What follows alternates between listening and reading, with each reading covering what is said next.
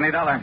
Pat McCracken, Johnny, Universal Adjustment Bureau. Well, greetings, Master. And now, what's that supposed to mean? Oh, just being polite when I see a nice fat commission about to come my way. You know something? You clear this one up for me, and maybe it could involve a sizable commission. The sound of sweet music wafts to my ears. Who, what, when, where, and why, Pat? Only answer two of them, Johnny. All right. What? What and where? Ever hear of the Rochemont necklace? I never. Well, you should have. But come on over to my office. I'll tell you about it. Missing? That's right, missing. From where? I'll tell you about it. Oh, it's a word. I mean, unless it's pretty valuable, What's there's the no difference? Your commission may be a sizable one. How much, Pat? Come on over. How much? Well? Okay. The necklace is insured for exactly $321,000. What? That's right, $321,000. Okay, baby. I'm on my ever-loving way.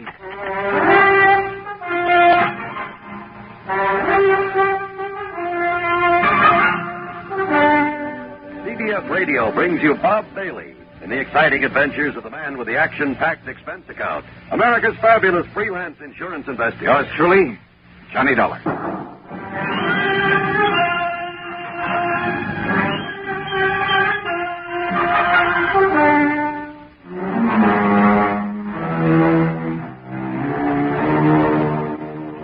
Expense account submitted by Special Investigator Johnny Dollar to the Universal Adjustment Bureau, Home Office, Hartford, Connecticut. Following is an account of expenses incurred during my investigation of the super salesman matter.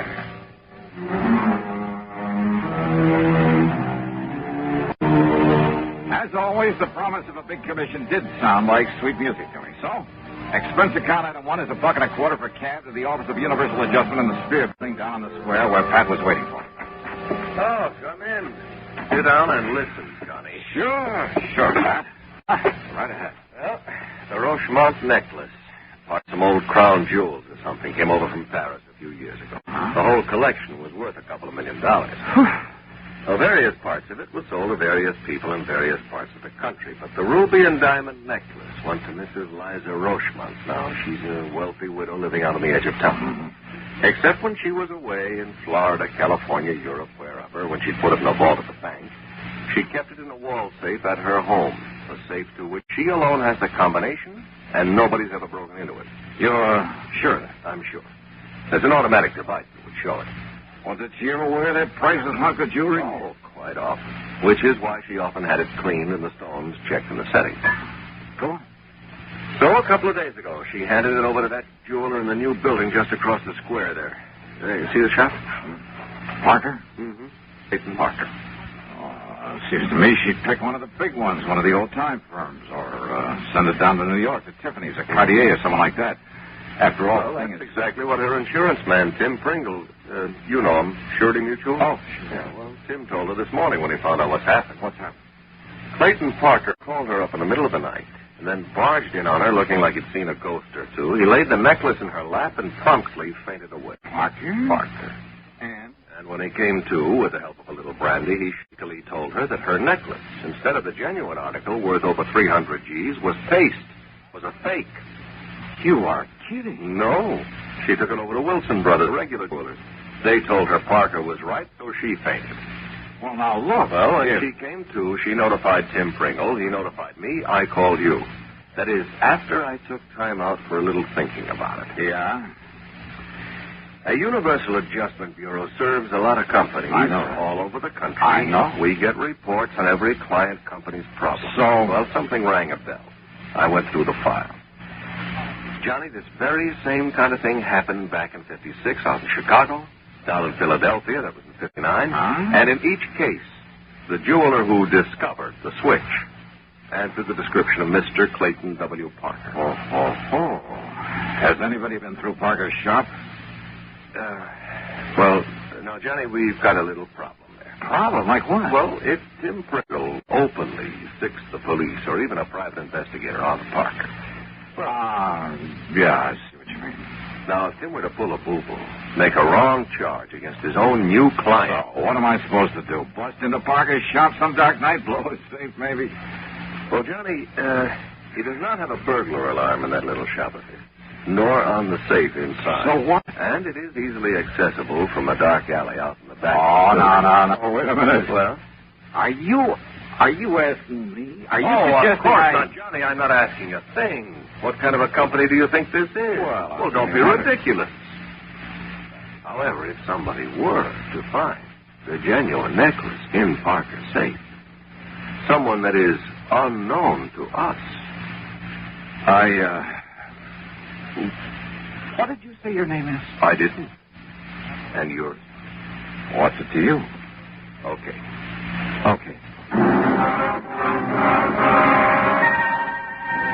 Item 2, $100 to a man named Fingers J. But let's leave his last name out of this. I may have use for his delicate touch again sometime. Well, getting into the back of Parker's store that night was a cinch. And once inside, we could see why he didn't bother with much protection. His stock was small, and most of it was novelty stuff. And he must have been a super salesman to get hold of Mrs. Rochemont's valuable necklace. If it was the real one that he took in for cleaning. While Fingers worked in the old-fashioned safe, I went over the store with a fine-tooth comb, wearing gloves, of course. No sign of the necklace anywhere, including the safe. So I helped Fingers out of the back window we'd opened, sent him on his way, made a careful check to be sure the place looked the same as it had before, then proceeded to hoist myself out of the window. Now, let's see if I can get this closed again. Huh? Oh, no. Now, wait a minute. Yeah. And this'll keep you here. Oh. Help! Please!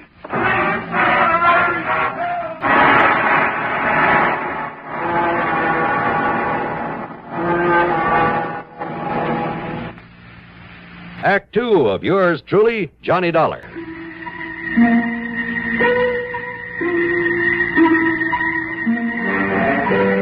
How I managed to get back up on my feet and out of that alley before the police arrived, I'm not quite sure.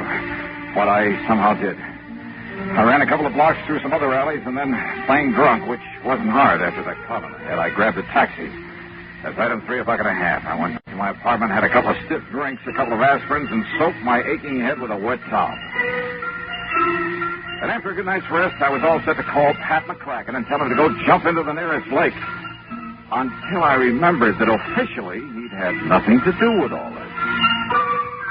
And then I did some thinking. If what Pat had told me was true, only 2 people could possibly have substituted a phony for the Rochemont necklace. The wealthy Mrs. Rochemont herself, of course. This new small-time jeweler, this Clayton Parker. But it wasn't in the store. Yeah. So maybe hidden around his home someplace. Well, I could try. In the meantime, hope he hadn't recognized me in that alley. No doubt he'd be in a shop this morning. And if he was married.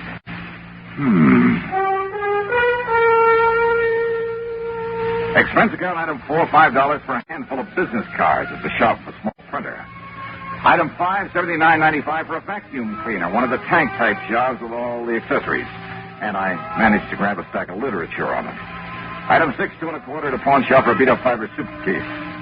The business cards went into my pocket. The vacuum cleaner went into the back seat of my car, which luckily was badly in need of a wash job, but kind of poorly. The accessories and literature went into the suitcase, then into the back also. Then I crossed my fingers and took off.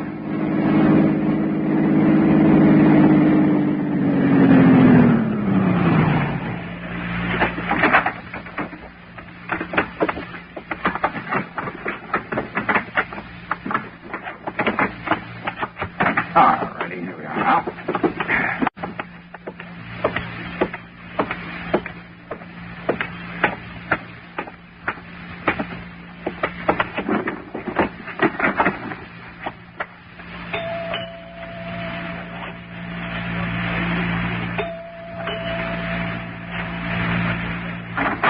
Yeah. Well. Mrs. Parker? Yeah, that's right. Only... Now, wait a minute. Yes? Didn't you see that sign over the doorbell? No salesman. Solicitor. Oh, well, of course. Well. But I came in answer to the coupon you mailed asking for more information in the free demonstration. Coupon? Oh, yeah. My name is, look, here's my card. Now, look. No obligation to buy, none whatsoever. Yeah, ma'am. Look, this is some kind of... James Dakin, sales engineer, and a national vacuum cleaner service. Yes, ma'am. What the sales engineer? You really want to know? Uh-huh. Well, it's just a glorified name for an ordinary salesman. You're a pretty glorified kind of guy to have to be going around pounding doorbells, Jimmy. Well, I got to make a living. But you do all right, too. A beautiful, lonesome, long-suffering housewife. See a good-looking guy like you at the door and pop off to work somewhere. You probably do all right. Oh, now, wait a minute. You should see some of those lovely, lonely housewives you're talking about. No makeup, hair still up in curlers, a pair of dirty bedroom slippers, chewed up a family pet. What? Yeah, and all decked out in a sloppy house coat with an old apron full of soap suds from the breakfast dishes. Oh, what a picture. Yeah, and maybe even kind of hung over from the night before. You mean that's what you usually run into? Oh, run away from. Are you cute, Jimmy? And that's why it's such a relief to be met by somebody like you. I mean, well, that is. Well? No, I'm sorry. I mean, I brought the cleaner around to give you the demonstration you asked for when you sent in the coupon. Are you kidding, Jimmy? I didn't send in any coupon. Oh, but you must have. Well, would you like me to go get my list out of the car? Oh, because if you hadn't sent in a coupon, and I wouldn't. hate to do you out of commission. But I sure don't need to buy another vacuum. I'm sorry. Good luck. Well, I wasn't going to sell you one. What? Oh, no. No. They're sold only in the stores. I simply get paid for the free home demonstration. Oh? So just let me come in and show you how it works, huh? Then you can fill out the card saying you have had a demonstration and... Listen, Mrs. Parker. Yeah, Jimmy. My name's Gloria. Well, look, things have been kind of tough. And if I go my quota this week... Well, look, I'll do the whole house for you, and no obligation whatsoever. Well, Mrs. Parker? Jimmy, if my husband should ever know that he doesn't like people in here while he's out, well, come on in. And after all, if you have to work so hard, maybe you could use a little drink, huh? Come on. Just to make the demonstration. Come on in.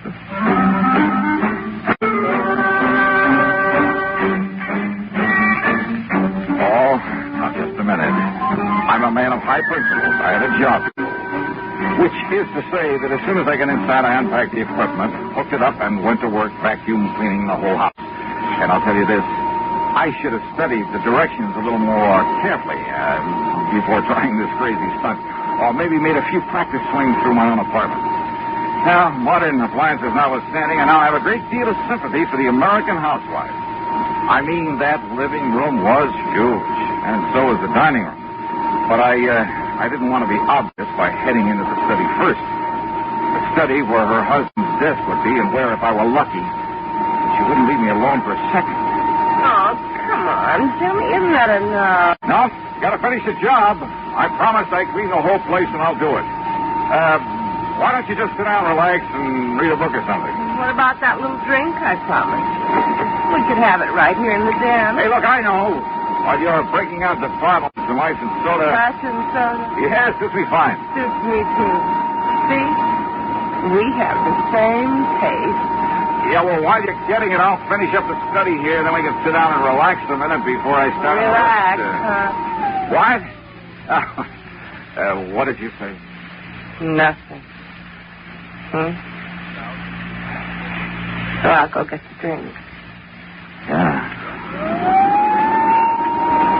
Still keeping the vacuum cleaner going, I made a dive for the desk. Top drawer and two on the side had only the usual junk in them. But the third one down had a small lock on it.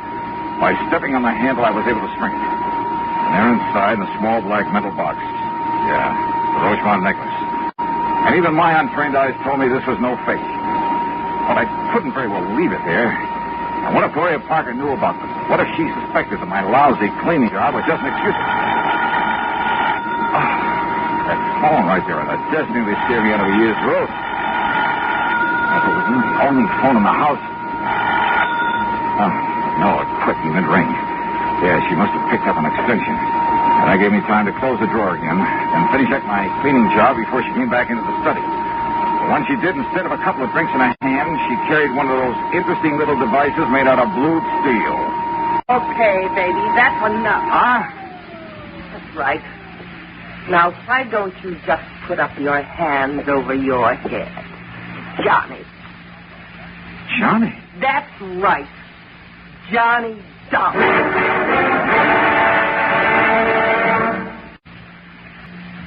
Now, Act 3 of yours truly, Johnny Dollar, and the Super Salesman matter.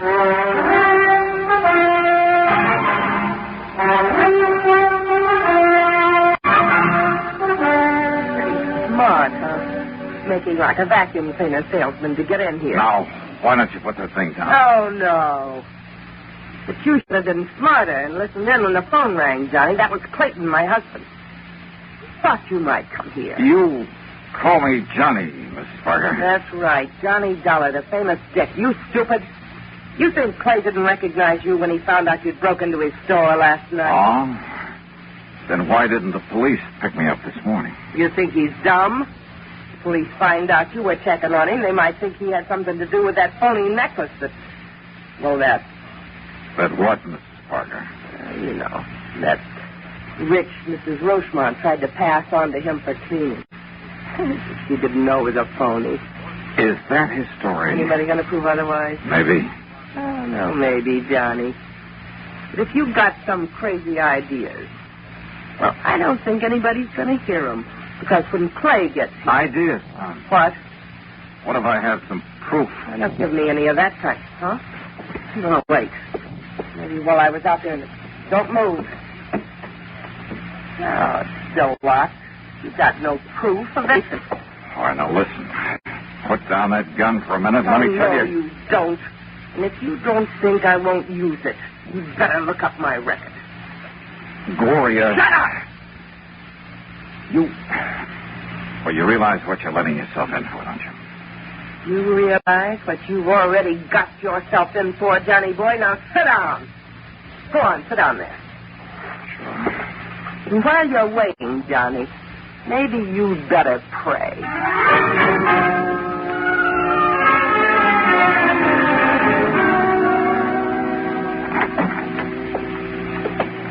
Good work, Glory. Sure, Kate.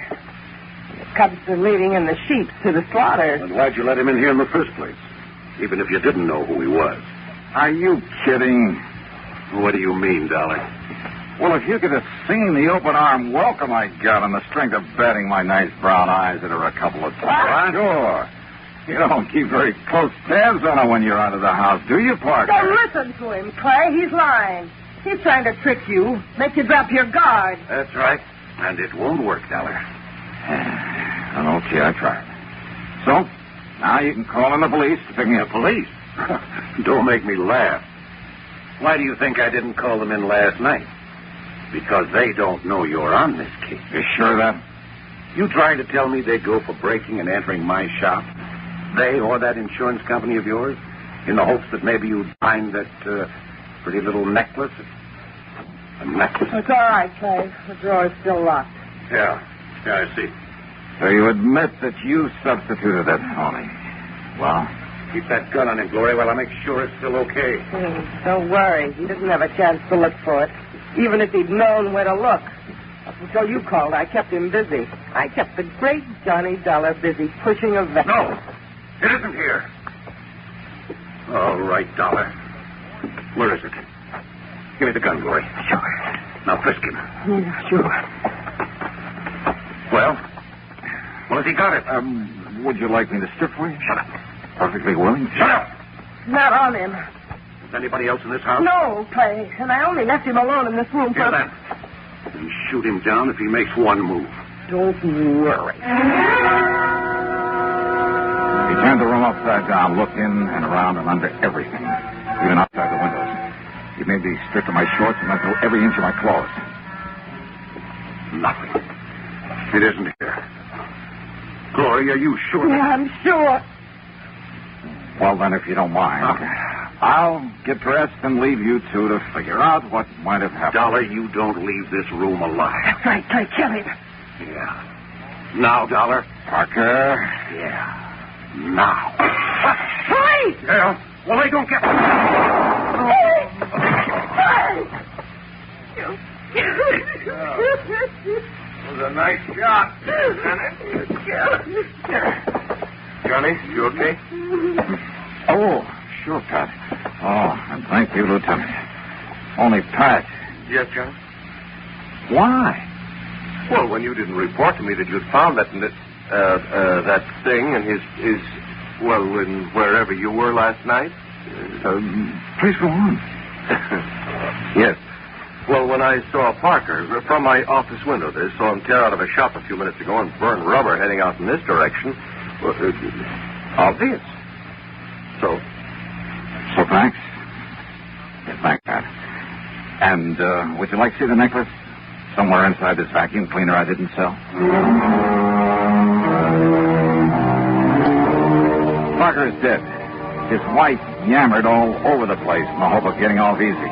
Optimistic. So that's that. Expense account total $189.95. Oh, and by all means, don't forget my commission on something over $320,000. Yours truly, Johnny Dollar.